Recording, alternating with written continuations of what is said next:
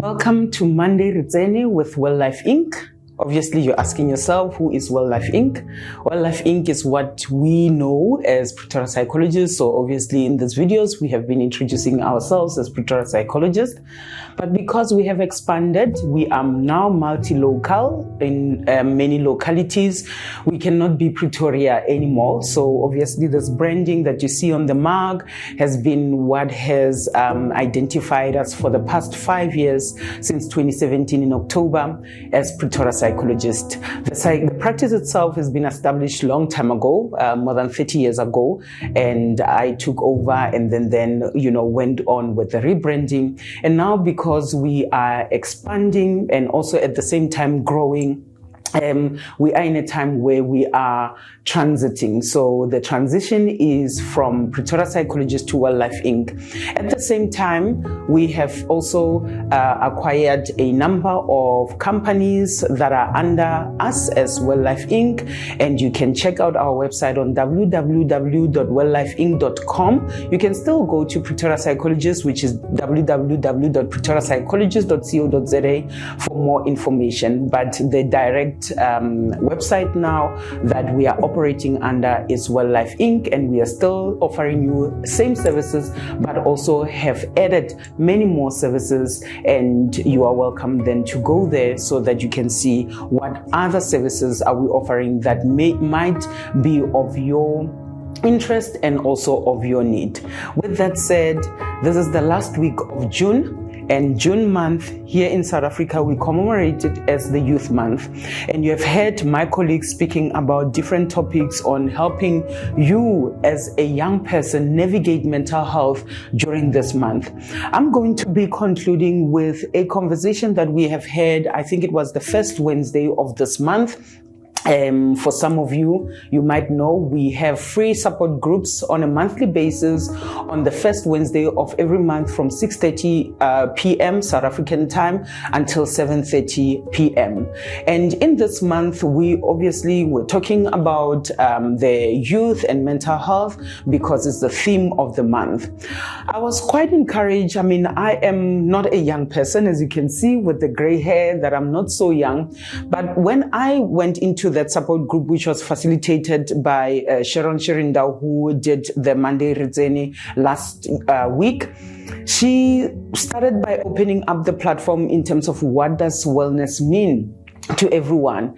And I have heard a lot of people speaking about youth and unemployment.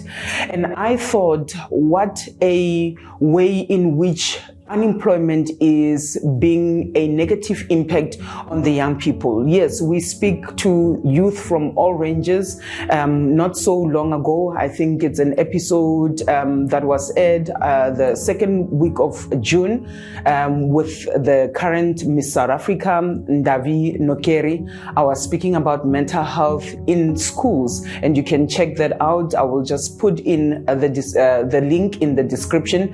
And as I said, we speak to young people from all walks, as long as you are subscribing or you are identifying yourself as a young person. Here in South Africa, we usually say it's up to the age of about 26. Then you fall under the young adult, and until then you have teenagers, and then obviously you have the youth. So in that, this particular platform or the particular episode that we had 3 weeks ago, when people were talking about youth unemployment, I could understand that then we are talking about young adults. Youth unemployment is very high statistically in South Africa, and also it's on a rise elsewhere around the world. And what remained with me was the concept around hope. And I had shared in the platform, in terms of what I had shared in that morning with my own kids, which obviously they identify as the youth or at least teenagers. And I had shared with them the concept of hope. And you have heard me speak about resilience, about 2 years ago, which I also understand that to be a protective factor for mental health issues. And I saw hope also as something that can be a protective factor against our mental health challenges. I'm not saying that the challenges are not there. I'm not dismissive of the fact that there is high youth unemployment, which is then making people to be despondent, which is making people to be hopeless, which is making people to be depressed and also anxious, because obviously if you are unemployed, you are anxious about your tomorrow, you are anxious about your future, the dreams and the hopes, which is what Sharon spoke about last week. You feel like you are a failure. You feel like you have not made it in life. You look at your peers around you, they are driving, they are married, they've got kids, their careers are in place, they have been established in this and that, and you look at yourself and comparing yourself to say, I'm not where I wanted to be in the age that I wanted to be. I think I want you to understand something, that circumstances can really throw us off in terms of the journey that we are on. And each and every individual has got their own individual journey. In this time where you might be feeling despondent, you might be feeling hopeless, you might be feeling like there is no future and there is nothing that is happening, I want you to look at, what is it that is going on for you. And I think, sometimes I even speak about the empty hope, or the concept of empty hope. The concept of empty hope obviously is where you see that the situation is hopeless and you still feel like you can be hopeful, or you hold on to something that is really, it's false. It's not going to change. Maybe it's a person, that they are not going to change. Maybe it's circumstances. It's not going to change. What needs to happen is that you need to look at yourself and where you are and say, what can I change around me? What can I do that I've got control over? There are many things that we don't have control over. Right now, the economical situation, we do not have control over.